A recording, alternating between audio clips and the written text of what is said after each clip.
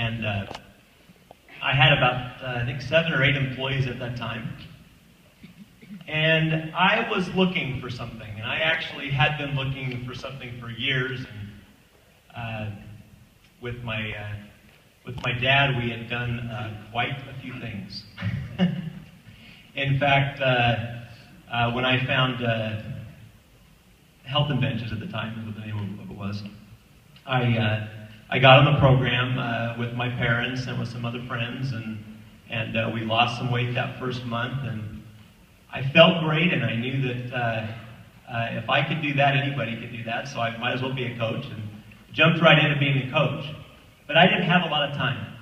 I didn't have a lot of time to spend on this business. In fact, when I brought it to my wife, I said, I'm doing this thing. Oh. She said, well, this is the last thing. No, this is the last thing. And she was pretty serious about that. And she wasn't, it took her a few years before she actually got on board. Now, when I started bringing in some really good money, I think she was on board at that point. Yeah. But she really didn't see it at first, at the beginning. And it was a way different company back then. Completely different. We didn't have the habits of health. You know, we had a great diet, is what we had. We didn't have the system that we have today. We didn't have all that. We didn't have people earning a lot of money. I mean, a lot of money. We had some people earning money, but we just started, and it was just we just started out of the gate and just started moving forward, and there was a lot of bumps along the road. And I remember talking to different people, and my parents and I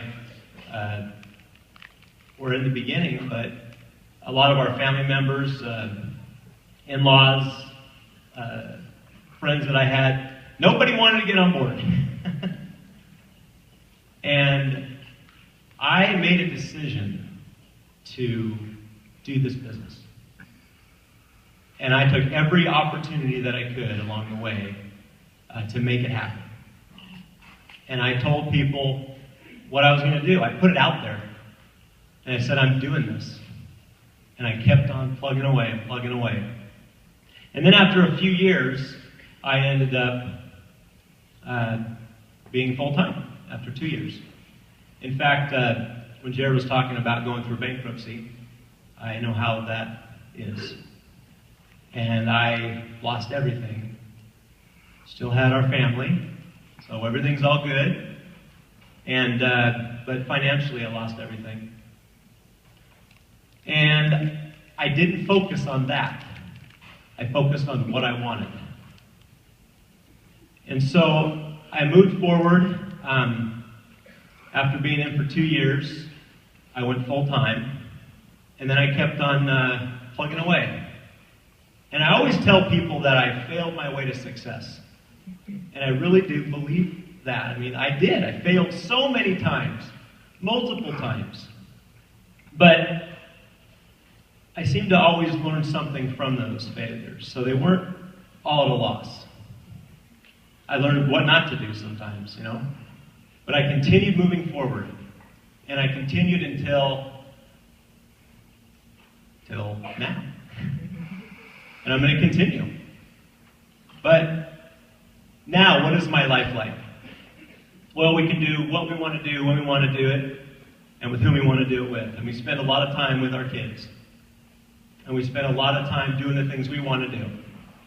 We've spent the last 3 years building our dream home in Boise, Idaho.